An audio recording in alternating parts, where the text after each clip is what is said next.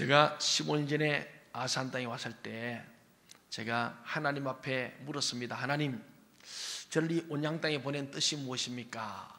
그랬더니 하나님께서 38년 된 동천교를 향하여서 내가 너를 보낸 목적은 영적 질서와 권위를 세우라.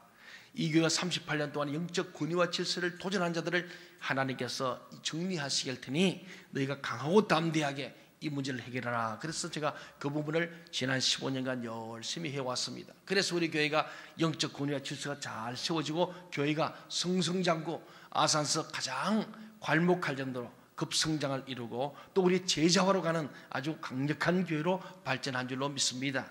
이는 우리 모든 장로님, 집사님, 권사님들 온 교우들의 함께 협력함과 하나님의 은혜였다고 저는 믿습니다. 그래서 제가 선포하기를 그때 자신감을 가지고 인생의 방황은 하나님을 만나면 끝이 납니다. 그리고 신앙의 방황자는 좋은 길을 만나면 끝이 납니다. 우리 동청에 오십시오. 여러분의 인생이 행복해질 것입니다. 제가 정말 용기 있게 믿음으로 겁도 없이 그렇게 서붙였어요. 그때 정말 인생의 방황, 신앙의 방황자를 막 돌아왔습니다. 그때 행복했습니다. 사랑하는 여러분, 우리 교회 계속해서 정말 인생의 방황자들이 하나님을 만나는 교회가 되기를 원합니다. 신앙의 방에서 이 교회에 돌아다니는 사람들이 정말로 와서 이제는 정착하는 교회 되길 바랍니다. 저는 늘 기도합니다. 하나님, 우리 동체 오고 싶은 교회, 와서 머무르고 싶은 교회, 일하고 싶은 교회 되게 하여 주옵소서. 우리가 영혼을 구원하고 열방을 회복하게 하여 주옵소서. 만민에게 승부하는 믿음의 교회 되게 하시고 빈약한 자를 치유하는 사랑의 교회 되게 하시고 천국심을 양성하는 소망의 교회 되게 하여 주옵소서. 거듭난 인간을 만들고 성숙한 신자를 만들고 나아가 하나님 나라와 어른 천국 시민을 양성하는 진짜 교회 되게 하여 주옵소서. 그렇게 기도했습니다. 그리고 이제 더 나아가 우리가 다음 시대를 세우는 교회로, 더 나아가서 이 지역사를 섬기는 교회로, 더 나아가 세계 열방을 살리는 교회 되게 하여 주옵소서. 우리 교회의 목표요 비전이고 우리 기도 제목인 줄 믿습니다. 그러면서 저는 늘 생각합니다. 나는 진정한 하나님의 사람인가? 우리 교회는 진정한 하나님의 교회인가? 우리 동천교회는 진정한 하나님의 백성들인가? 늘 질문하고 있습니다. 우리 찬양들은 진정한 하나님의 찬양된 만화임인가? 질문하는 거예요. 여러분도 그 질문이 계속되길 바랍니다. 그리고 우리는 최종적으로 진정한 하나님의 사람, 진정한 하나님의 교회, 진정한 하나님의 기관들이 되어야 할 줄 믿습니다. 이 나라 이민족 진정한 하나님의 나라가 될 때에 하나님은 우리를 사랑하시는 그 은혜가 우리에게 임할 줄로 믿습니다. 저는 계속해서 사도행전 보면서 이 시대에 우리 주는 진정한 하나님의 사람의 모델이 누구냐? 바로 바울 사도라고 저는 믿습니다. 여러분 동의하십니까? 이 사도 바울이 고린도에 도착해서 전도하던 날 밤이었어요. 어느 날 밤에 참 힘든 세월을 보냅니다. 고린도는 이미 말했습니다. 음란의 도시고 타락의 도시고 폐악한 도시입니다. 복음이 잘 들어가지 않는 곳입니다. 그래서 바울 사도가 굉장히 힘든 시간을 보내면서 밤에 잠을 자지 못하는 거예요. 하나님, 이 고린도를 내가 떠나야 되겠습니다. 여기 때문에 죽겠습니다. 복음을 전해도 이들은 강팍해서 계속 공격하고 대적하니 내가 여기 있어서는 안 되겠습니다. 아직 내 사명이 있지 않습니까? 저는 고린도에서 어디로 갈까요? 그렇게 아마 주님 앞에 고뇌하면서 기도하는 중에 하나님이 환상이 보이면서 하나님의 음성을 듣게 된 거예요. 그 첫째는 두려워하지 말아라 그랬습니다. 제 말이 맞습니까? 두려워했기 때문에 하나님 그 말 한 거예요. 바울이 얼마나 두렵고 떨고 쫄고 있으면 하나님께 첫말이 두려워 말아라, 놀라지 말아라, 담대하라, 내가 세상을 이겼다, 너도 나와 함께 세상을 이길 테니 두려워하지 말아라, 죽을 생각하지 말아라, 떠날 생각하지 말아라. 두 번째는 뭐라고 했습니까? 잠잠하지 말고 침묵하지 말고 복음을 전해라. 두려워하지 말고 만나는 사람마다 복음을 전해보니까 겁이 나는 거예요. 예수 믿으셨다면 맞아 죽을 것 같아. 그래서 입을 다물어버렸습니다. 겁이 나고 두려워지면 입이 열리지 않는 거예요. 그런데 하나님은 두려워하지 말고 입을 열어 침묵하지 말고 말씀을 전해라, 그래 말합니다. 여러분, 침묵할 때는 침묵해야 됩니다만 말할 때는 말해야 될 줄 믿습니다. 죄에 대해서는 침묵하고 하나님의 나라와 의리에서는 우리가 분명히 입을 열어 선포해야 될 줄로 믿습니다. 그리고 주님 말씀, 내가 너와 함께하기 때문이다. 입만 누리로 동의하시는 세상 끝날까지 내가 너와 함께한다는 이 하나님의 놀라운 하나님 임재에 대한, 내가 너와 함께할 것이니 염려하지 말고 두려워하지 말아라, 놀라지 말아라, 담대하라. 그리고 더 나아가서 너를 대적할 자들, 해하는 자들을 내가 다 제거하겠다. 대적자가 없을 것이고 해할 자가 없을 것이라. 그렇게 오늘 하나님께서 환상 가운데 바울에게 직접 나타나 말씀한 거예요. 여러분, 하나님이 여러분이 직접 말씀하는 거 혹 들어보셨습니까? 여러분 직접 나타나가지고 하나님이 아무개야 하는 거 경험해 보셨습니까? 만약에 그런 경험이 있다면 얼마나 두려웠습니까? 떨 수밖에 없지요. 또 얼마나 기뻤겠습니까? 얼마나 감격했겠어요. 오늘 바울은 여러 차례 그런 경험합니다. 다마스커스에서 회심할 때부터 시작해서 계속 주님의 음성을, 사울아 사울아 누구십니까? 네가 핍박하는 예수다. 그 길로 출발해서 계속해서 아마 아라비아 광야 3년 동안에도 하나님의 음성을 많이 들었을 것이고 환상도 보았을 것이고 주님과의 대면의 시간을 보내고 그 다시 다음에 돌아오고 예루살렘에서 베드로와 야고보를 만나면서 그의 경험을 얘기하고 그리고 그들이 직접 경험했던 베드로와 야고보의 예수님에 대한 생애를 물어보면서 그런 성령으로 경험했던 예수 그리스도를 육으로 만났던 베드로와 야고보에게서 철저히 듣고 그때부터 수리 안되기에서 선교사로 파송되었던 것이 오늘 바울의 일생입니다. 그런데 오늘 바울 사도가 너무 두려웠을 때 하나님이 이 5가지 말씀을 환상 가운데 들려주었죠. 근데 그 결론이 뭐냐? 두려워하지 말고 담대하는 것, 그리고 침묵하지 말고 담대히 복음을 전할 것, 내가 너와 함께 할 것이니 대적자가 해할 자가 없을 것이다. 이 얘기는 왜 했냐? 이 전제 조건의 필요 충분 조건의 결과는 뭐냐? 이는 우리 앞에 있는 10절에 보니까 있잖아요. 오늘 10절에 보면 이는 이 성중에 내 백성이 많다. 네가 볼 때는 고린도 사람들 다 음란하고 타락하고 부패하고 패역한 족속이라서 이들은 구원이 없겠구나. 구제불능이다. 하나님의 백성이 없다고 생각하지 몰라도 이들 가운데도 내 백성이 많다. 너가 전도해야 될 사람이 많으니 떠날 수 없다. 그래서 1년 6개월을 머물렀다는 내용이 오늘 이 내용 속에 포함되어 있습니다. 사랑하는 여러분, 오늘 저와 여러분이 바울을 보면서 진정한 하나님의 사람의 모습을 우리가 봐야 할 줄 믿습니다.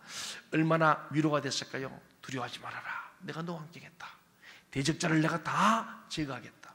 그런 이 성중에 남아서 많은 예정된 하나님의 백성들을 구원할 것이고 내 백성을 찾아올 것이고 빼앗아올 것이고 그들을 구원시킬 것을 얘기할 때 위로와 평강과 힘이 나설 줄로 믿습니다. 여러분, 고난 중에 있을 때 우리는 보통 하나님이 우리와 함께 계시지 않는 것처럼 느낄 때가 많습니다. 하나님이 어디 계십니까? 하나님 주무십니까? 당신은 어디 계십니까? 왜 침묵하십니까? 엔도 슈사쿠라는 일본 작가 쓴 침묵이라는 책이 있습니다. 그럼 프랑스 신부가 일본에 벌써 한 300년 전에 우리보다 한 100년 먼저 왔죠. 그때 복음을 전해 왔다가 못 들려서 해변가에서 말뚝을 세우고 그 전도자를 묶어 놓습니다. 그럼 바닷물이 빠져나가면은 햇볕에 말라 죽는 거예요. 그 다음 밤이 되면 물이 들어옵니다. 그러면은 물이 입에까지 철럭철럭 하니까 물을 먹으면서 소금물을 먹지요.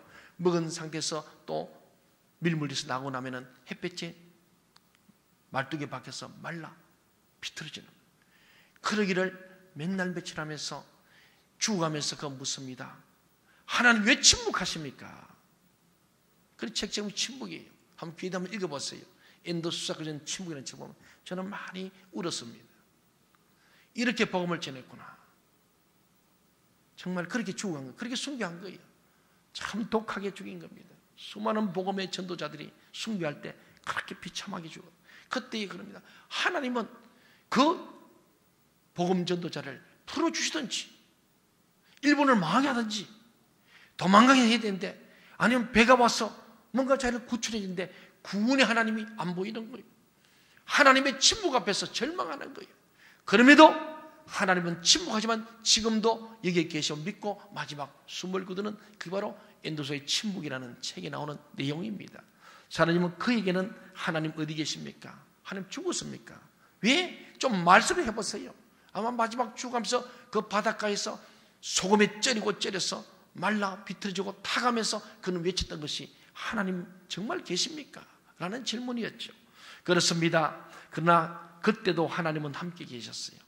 십자가에 도는 엘리 엘리 라마 사박대 하시면서 나의 하나님 나의 하나님 어찌 나를 버리십니까? 그때도 그 자리에 하나님은 계신 줄로 믿으시기 바랍니다.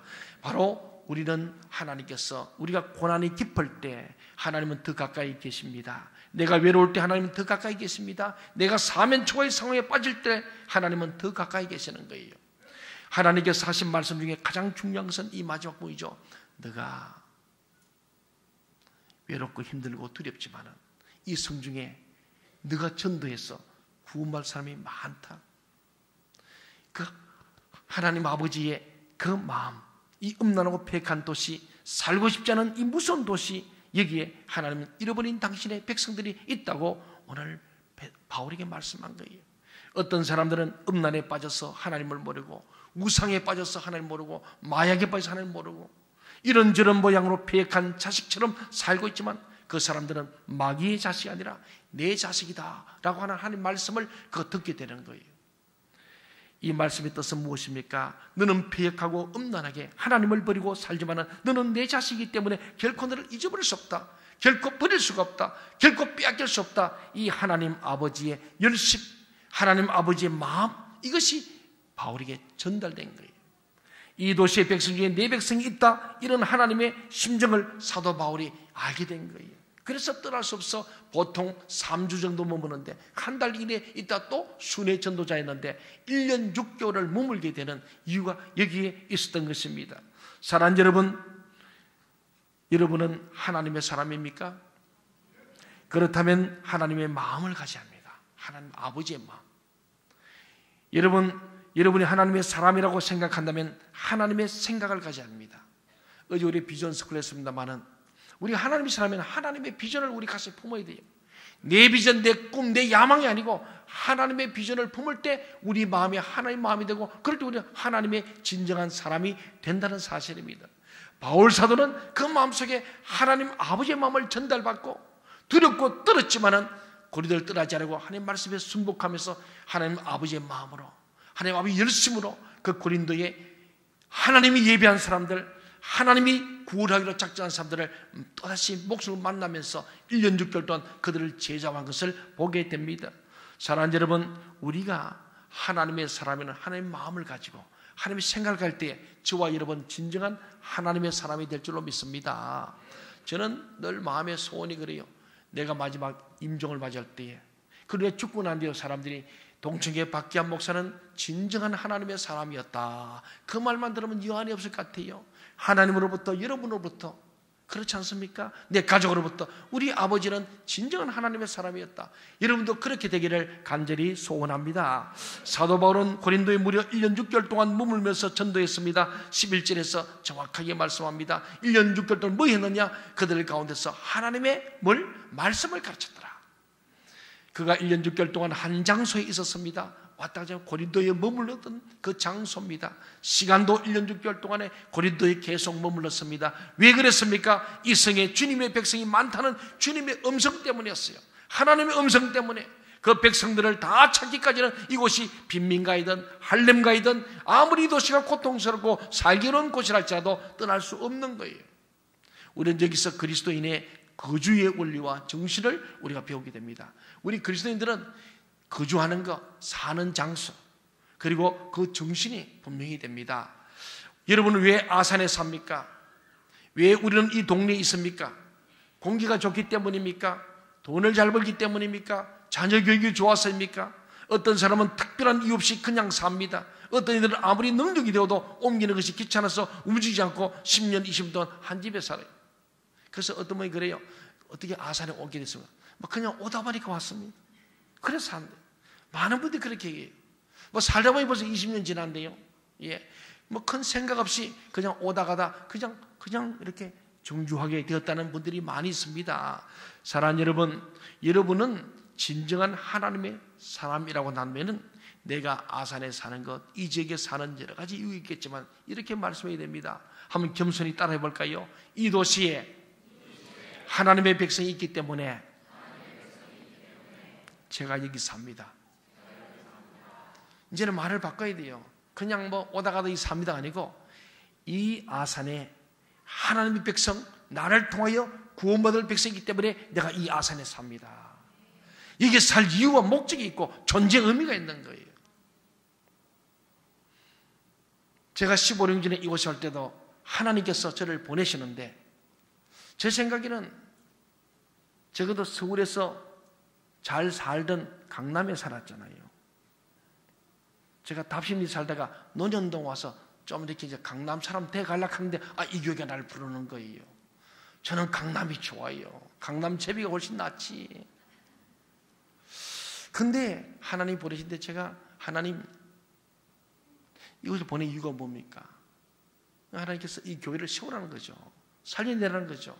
어떻게? 영적 권위와 질서를 통해라. 거기에는 38년간 영적 권위와 질서를 무는 대적자들 때문에 그랬으니 그들을 다 정리하고 하나님의 교회를 반드시 세워야 한다.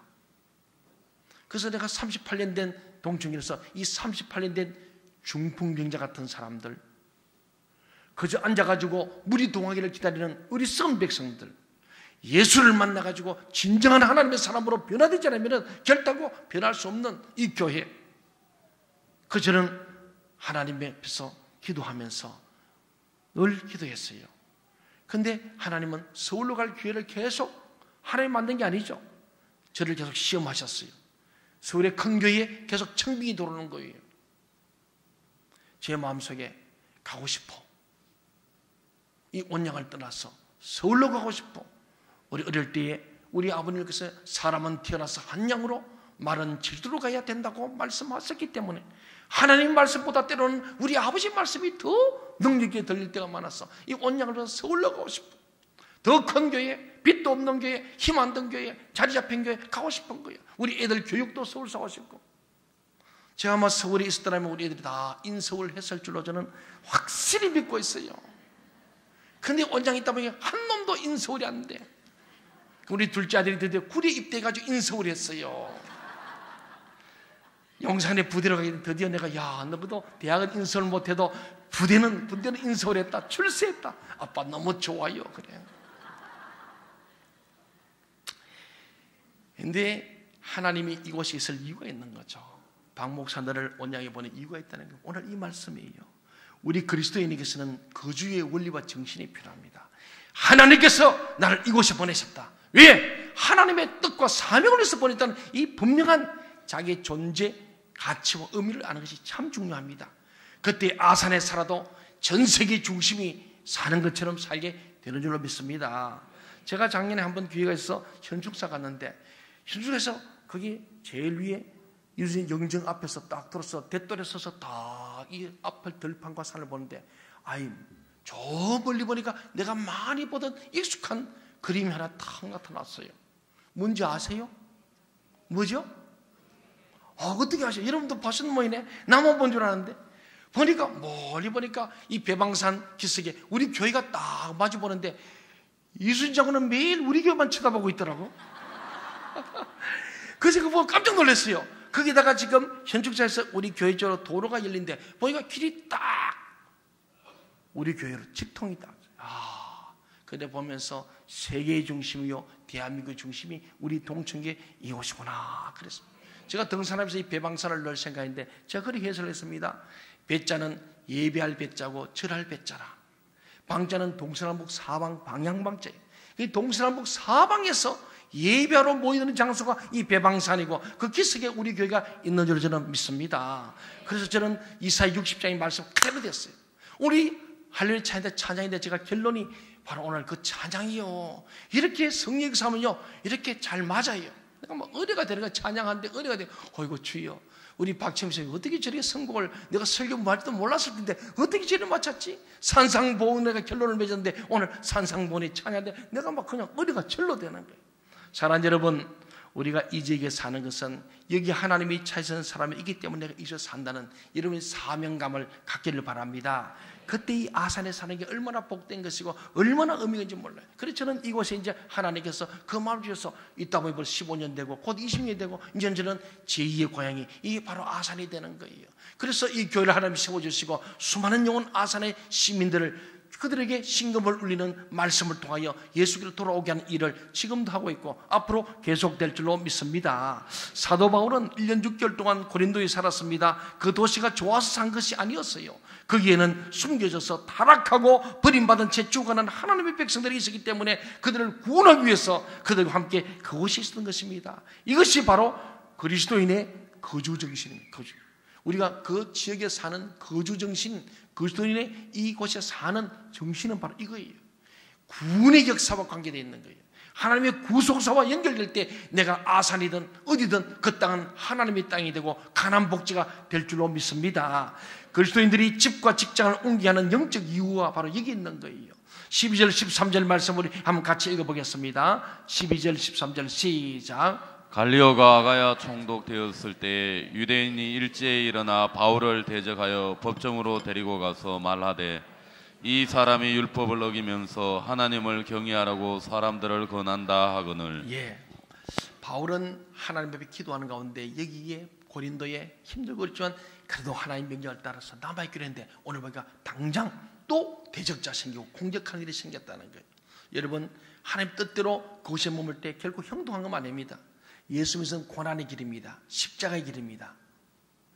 그리고 주님께서 팔복을 산소할 때는 그런 말씀이잖아요. 심령이 가라앉은 자가 복이 있다. 애통한 자가 복이 있다. 온유한 자가 복이 있다. 의로서 피벌만 자가 복이 있다. 그런 말씀하세요. 우리의 생각과는 정반대입니다. 우리는 돈 많은 게 복이 있고 건강한 게 복이 있고 그렇잖아요. 우리 가정은 전혀 다른 주님의 바로 팔복, 천국의 헌장, 천국의 윤리를 얘기하고 계시거든요. 그렇습니다. 바울은 참 불쌍히 생각해보면 하나님 나라와 의를 위해서 늘 핍박받는 자예요. 가는 곳마다 공격자, 대적자가 있습니다. 심지어 오늘 본 유대인들이 일찍 일어나가지고 그를 대적하기를 정말로 율법을 안 지키면서 하나님을 경외하라고 하는 저런 엉터리 어디 있냐고 그렇게 사람을 음모하고 계략을 부리는 거예요. 여러분은 환영하는 사람만 있는 곳은 어디도 없어요. 죽기 전에는 어딜 가나 여러분을 반대하고 공격하고 싫어하는 사람이 있기만 누가 진정한 하나님의 사람이라면 세상의 윤리와 도덕과 시류를 쫓아가냐 하고 이 세대를 본받지 않기 때문에 우리는 늘 역류하기 때문에 고난이 있다는 것입니다.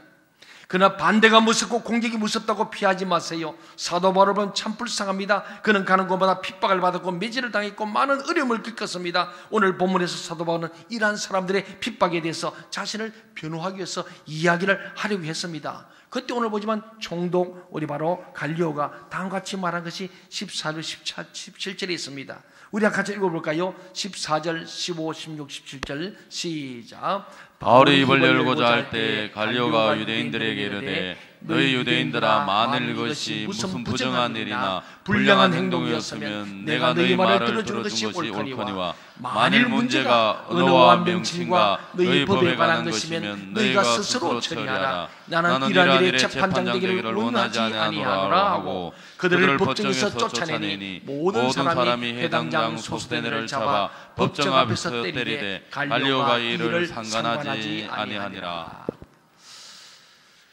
총독이 흥분한 유대인들을 조용히 시켜서 폭도들이죠. 바울을 어쨌든 복음 전에 몰려있는 이 폭도들이고 악한 사람들입니다. 마귀의 세력들입니다. 그런데 총독이 조용히 시켜놓은 뒤에 정치적인 법과 종교적인 법이 다르다는 것을 얘기하고 있는 거예요.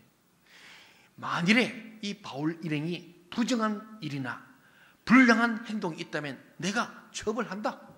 재판하는데 내가 들어보니까 어느 말 문제, 누구는 했다거나 안 했다 그러고 명칭 어떻게 부르냐 이런 호칭 문제 가지고 그리고 이런 너희들끼리 해결할 너희 법, 소위 교회 안에서 해결할 법을 왜 내한테 갖고 왔느냐? 나는 그 재판할 이유가 없어. 당장 나가라! 그런 겁니다. 오늘 유대인들이 하나를 믿는 사람들이 이방인 로마인에게 나가서 창피를 받은 거예요. 오늘 세상 법정에 교회 문제로 가까운 사람들을 판사들이 호통을 칩니다. 형사에 관한 것인지 민사에 관한 것이어서 그런 거라면 충분하지만 교회 안에서 있는 말꼬리 물고 늘어지고 했다 안 했다 그러고 이런 것은 오늘 말씀을 보지만 2000년도 똑같이 그런 거예요. 사랑하는 여러분, 우리는 하나님 앞에서 바울처럼 하나님의 거주정신과 원리를 갖고 살고 우리 인생의 목적은 이 성중에 구원받을 사람에서 하나님의 복음을 위해 사시기 바랍니다. 어떻게 복음을 지어서 사람을 구원할까 살릴까 합니다. 요한복음 10장 10절에 예수님이 했습니다. 내가 온 것은 사람을 살리고 생명을 얻게 하고 더 풍성히 얻게 하려나 마귀가 온 것은 사람을 죽이고 그들을 멸망시키고 그들을 괴롭게 하고 분리시키는 것이라고 성경은 말하고 있습니다. 오늘 많은 이 시대의 악한 사단 마귀는요, 교회 안의 사람들을 총동원해서 어떤 교회를 분리시키고 교회를 어렵게 해서 하나님의 이름을 망령되이 걷고 교회를 망신사람들 뻑치게 하고, 그래서 인터넷이니 동영상이니 막 이렇게 해서 하나님의 영광을 가리는 일들을 하도록 사주하고 있습니다. 오늘 여러분 마귀의 도구나 마귀의 종이 되어서는 안 될 줄로 믿습니다. 오늘 빛의 자녀가 되어서 빛 가운데 고 빛의 자녀로서 복음을 전하고 두려워하지 말고 담대하여 하나님의 복음을 전하고 이성의 구원발자를 구원하는 일, 사람을 살려내고 죄로부터 자유케 하고 모든 어둠에서 건져내는 일을 해야 할 줄 믿습니다. 우리 하나님을 아는 사람들이 어떻게 악한 일을 할 수 있겠습니까? 오늘 여기는 유대인 같은 일을 하는 거예요. 사랑하는 여러분, 오늘 총독이 재밌는 말 했잖아요. 만일 무슨 부정한 일이 있고 정말로 불량한 행동이 있다면 내가 재판하겠다. 그러나 지금 너희들이 문제 삼는 것은 언어 문제, 말 문제, 말꼬리를 잡고 명칭이나 너희 종교 문제에 관한 것인데 이게 가져오지 말아라.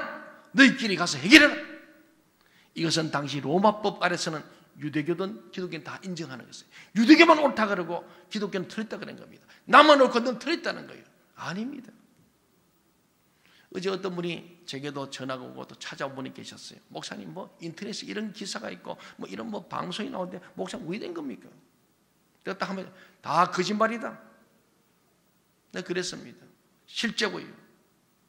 여러분, 내가 하나님 믿는다면 하나님을 두려워할 줄 알아야 됩니다.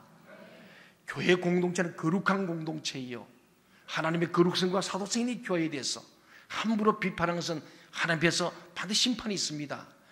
시편 1편은 말합니다. 복 있는 사람이 누구냐? 악인의 꾀를 쫓지 않는 거예요.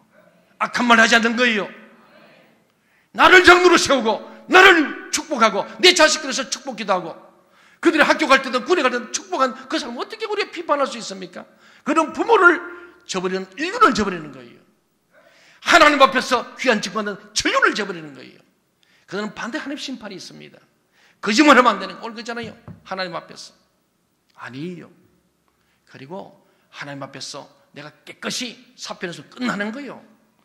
교회를 떠난다고 신고 있으면 가는 거지. 뭘 떠나서 떠들어요. 사랑하는 여러분, 저는 이 방송을 통해서도 정말 죄인을 듣고 회개하기를 저는 간절히 소원합니다. 오늘 말씀 그대로요. 저는 교회에 정말 붕어에서 15년간 눈물로 기도하고 땀 흘려 헌신하고 가정을 돌보지 않고 얘기했지만 우리 애들 다 좀 서울에 있는 대학 보내고 싶어서 학원도 보내고 열심히 하고 싶지만은 저는 이 교회를 건축하면서 필리핀에 아들까지 다 돌아오게 하고 정말로 저는 가정을 돌볼 시간 없이 달려왔습니다. 저는 그래도 감사한 것은 그래도 목사가 돈을 헌금을 떼먹었다거나 뭐 더러운 일 했다 당연입니다만은 여러분 우리가 장로들 다 계셔가지만은 오늘 제가 얘기하잖아요. 교회는 하나님 중심, 성경 말씀 중심, 교회 중심, 목사 중심으로 가야 그게 교회입니다. 그래서 우리 헌법이 어느 교회도 똑같아요. 담임 목사가 당회장도 제기한 공내 다 합니다. 그런 거 가지고 따지는 거 아니에요. 그래야 교회가 되지. 그래야 악한 사단 마귀를 우리는 한 방에 일벌백계 할 수 있고 예수님의 권세로 강한 군대가 되어서 이 세상에 악을 물리치고 죄를 물리치고 세상에 어둠을 물리치고 빛을 생명을 던질 수 있는 강력한 교회가 될 줄로 믿습니다. 그게 제자와의 교회예요. 제자는 스승을 거역하지 않는 거예요. 담임 목사님이 세운 장로, 집사, 권사들이 열심히 협력해서 가는 거예요. 장로는 아론 홀처럼 가는 거예요. 돕는 자지 감시 감독한 자가 아니에요. 어디도 없어요. 우리 성경이든 헌법이든 목사를 잘 협력해서 도우라고 했지 해파는 게 아니에요. 내가 몸담는 교회가 잘 되기를 바라야 하는 것이 하나님의 사람이에요. 불법적으로 개척하고 거짓말하고 아닙니다. 우리 교회 앞에서 당회 앞에서 내가 사표내고 원주로 가야 되는 거예요. 거짓말하고 여기다 개척하고 절대 개척 안 한다고 거짓말하고 또 하고 그리고는 온 교회에 카톡을 보내가지고 개척 오라고 그러고 목사님을 욕하고 교회를 욕하고 그게 오늘 바울을 공격했던 수많은 사람.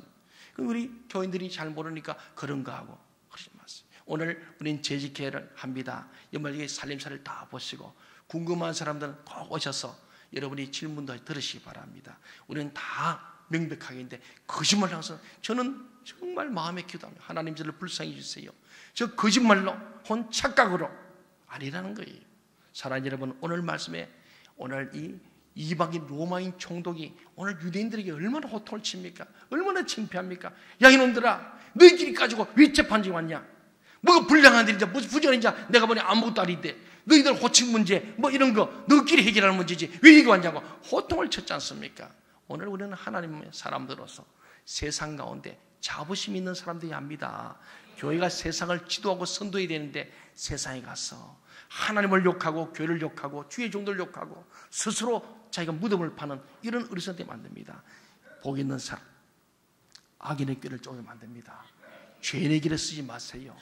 오만한 자리에 앉아면 안 돼요. 오만한 자리에 교만 그만이죠. 아니에요. 하나님께서 우리를 다 내려보고 계세요. 그래서 다윗이 하나님의 마음에 합한 게 다른 게 아닙니다. 사울이 잘못됐어요. 미쳤어요. 그도 다윗이 하는 얘기를 들어봤어요.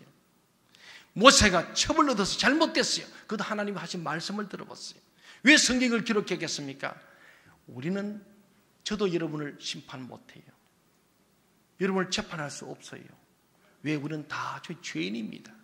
우리는 오직 심판장은 예수밖에 없는 줄 믿으시기 바랍니다.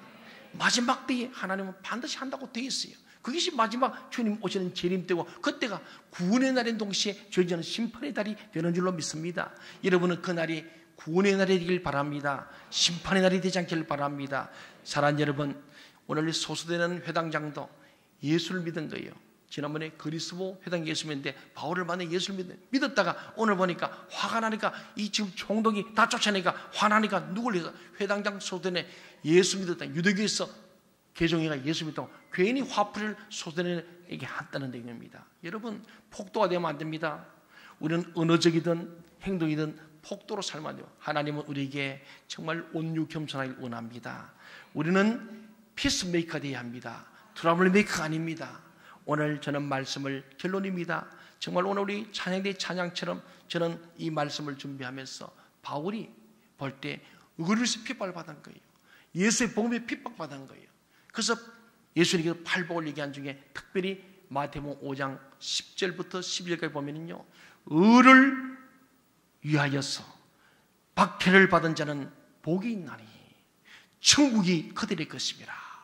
나로 말미암아 너희를 욕하고 나를 욕하고 너를 당신을 욕하고 그리고 박해하고 거짓말로 너희를 거슬리는 사람들, 이 모든 악한 말을 할 때에 너희가 복이 있을 것이다. 네. 여러분이 예수님 위해서 의를 위해서 욕을 먹고 거짓말로 공격을 당해도 하나님께 받을 복을 생각하고 잘 참으시길 바랍니다. 기뻐하고 즐거워하라. 하늘에서 너희의 상이 큽니다. 의를 위해서 주를 위해서 욕을 먹고 거짓말로 음해를 당하고 고발고소를 당할지라도 하나님 주실 복을 기대하고 하늘의 상급을 기대하면서 기뻐하고 즐거워하는 것이 우리 주님의 팔복 중에 팔복인 줄 믿으시기 바랍니다. 너희 전에 있던 선지자들도, 너희 앞에 있는 믿음의 선배들도, 많은 예언자 선지자들도 이같이 박해하였느니라. 누가? 이 완악한 사람들이.